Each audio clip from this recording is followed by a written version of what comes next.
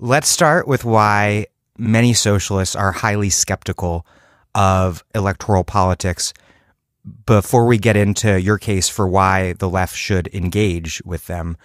Why, for good reasons and for bad reasons, are so many socialists so critical?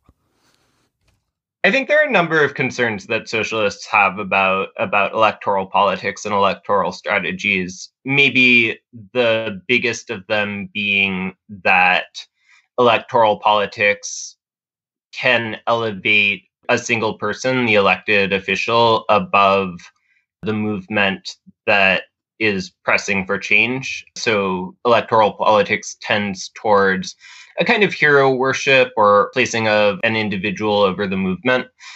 That's a concern. Another concern is that electoral politics has a certain rhythm to it where you try to get someone in office, there's a date when that either happens or doesn't happen, and then you go home, your volunteer base goes home, the media attention turns away. And it's seen as sort of the end of public pressure and the moment when the movement heads into the back room. And as socialists, we don't understand politics that way as the sort of thing that only happens in a November every 4 years. We see it as a continuous process of building power. And whereby everything is either decided in your favor, thus everything turns out awesomely, or is decided against you, and thus everything turns out horribly. Yeah, I think that you're getting at a thing which I've really noticed is that people see I think a lot of socialists see issue campaigns as more pure because there's going to be nobody who sort of compromises the issue, right? Like you have this one vision and you're going to enact this vision through public agitation, and that's going to be the thing that carries you through. And I think it's really attractive to people, but I think it really underplays the extent to which issue campaigns are necessarily going to be compromised when they get into the realm of public policy. That you're not going to win right now through people pouring into the streets. You're going to have coalition partners. You're going to eventually have to talk to the dreaded politicians. You're going to have to, if you actually want to make a change, enact that change through a process that's going to be compromised. And I think with politicians, the compromise is sort of on the front end, right? You see this person with all their warts. And I think people become socialists not because they really believe in practical technocratic solutions. They become socialists because they're overwhelmed by really beautiful, pure vision of the future. So I think that can tend to play into a want for a really pure political action. And I frankly don't think that exists, but I think that's what animates a lot of it. In other words, that there's really not that much politics that isn't in some way also electoral politics. Or that there's no politics that isn't compromised by the fact of trying to enact something within our fallen world. Right. I think where I really agree with Renee here is that there are very good criticisms of electoral politics on the left, but I think there are also criticisms that blame electoral politics for features of politics in general. For instance, the need to hold together coalitions that are not necessarily ideologically linked beyond the issue they're brought together with, the need to, at some level, compromise with opponents. These are issues that come up whether you're doing electoral politics or a protest campaign around a demand, or even sort of organizing-oriented campaign to organize tenants or employees. There's a tendency to see electoral politics as sort of the domain of the deal, of negotiation. Politics is always negotiated. Of the dirty deal. And I think there's also an aspect where electoral politics in the United States at this moment is always going to be something that requires the raising of a great number of donations, a great amount of money. And I think people are right to say, look, someone who's able to raise the amount of money that it takes to win elected office is very often going to be captured by moneyed interest. And there are ways that gets ameliorated through public financing, through small donor bases, through all these kinds of things. But there is, a real structural reason why getting involved in electoral politics is always going to put you in a position where you are needing to sort of raise money. A lot of it very quickly, often for people who are interested in things that are not necessarily fully automated gay space communism. I'll add to the list that people are rightfully skeptical of electoral politics, which is that politicians often sell out their supporters. They squeeze them for the legitimacy that their endorsement provides and the labor that their volunteer hours provide, and then don't do what they are expected to.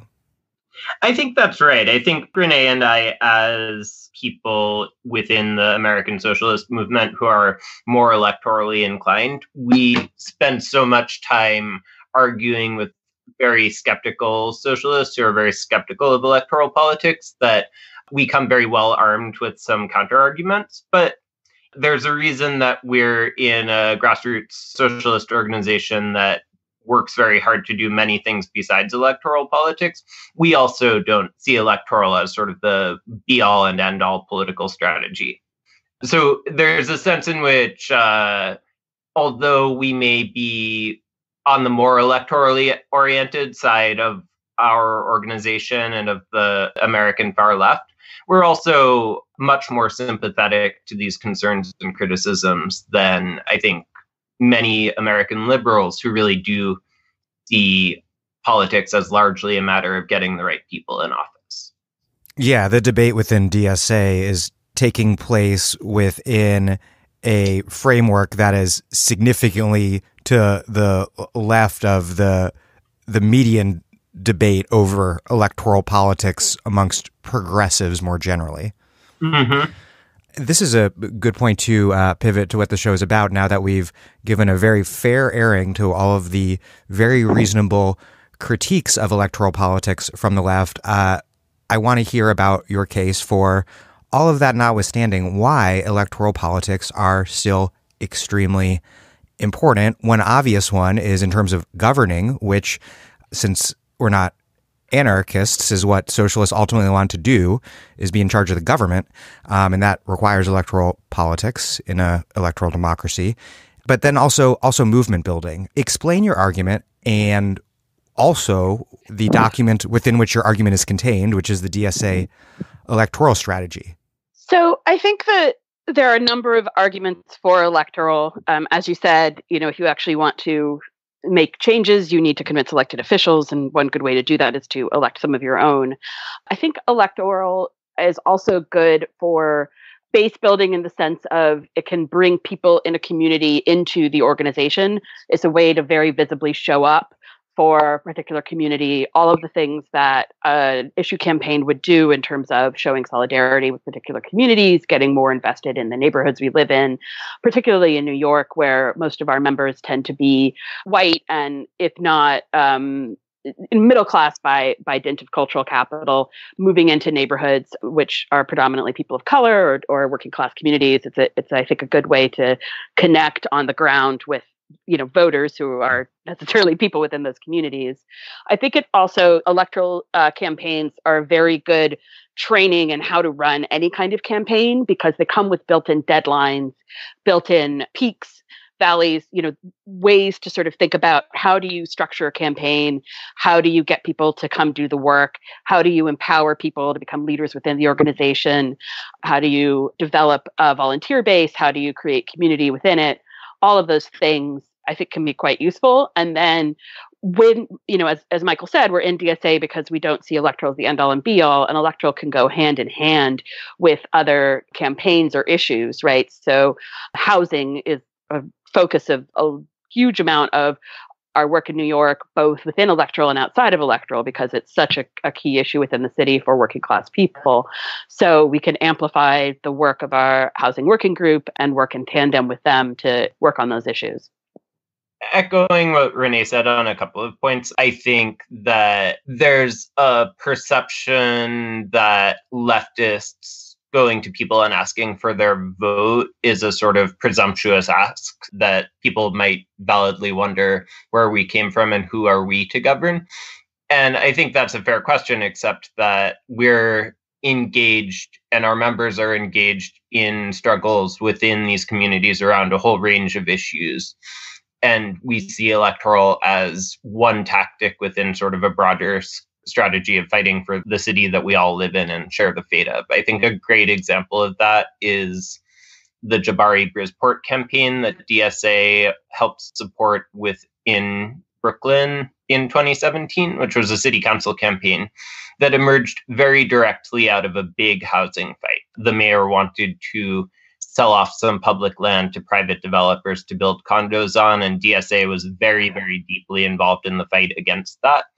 Out of that fight, there emerged this fantastic Black candidate from the community, Jabari Bridgeport, who wanted to run a campaign sort of based around that issue against the incumbent city councilor.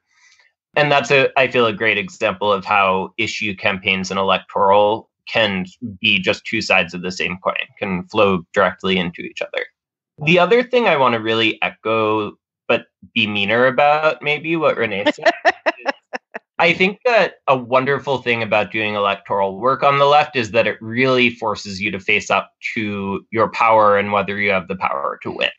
I think it's very easy for an issue campaign or many other campaigns that the left engages in to sort of wander through a series of protests and pressures and actions and sort of peter out eventually without a really clear decision as to, were we strong enough to win this? Was this a good strategy? Yes or no? I think that in sharp contrast, for instance, when you have a union organizing campaign, you organize and then you either win the vote and then win the contract, or you don't. You're really confronted with the limits of your power. And I think that really pushes people to extend those limits and builds capacity. And I think electoral is the same way. There's a way that having a really clear timeline and a really clear sense of what it means to win and what it means to lose really pushes people and builds capacity and builds organizers. And those organizers do take that skill and that perspective and that hunger for a win into all kinds of other activism that the organization does.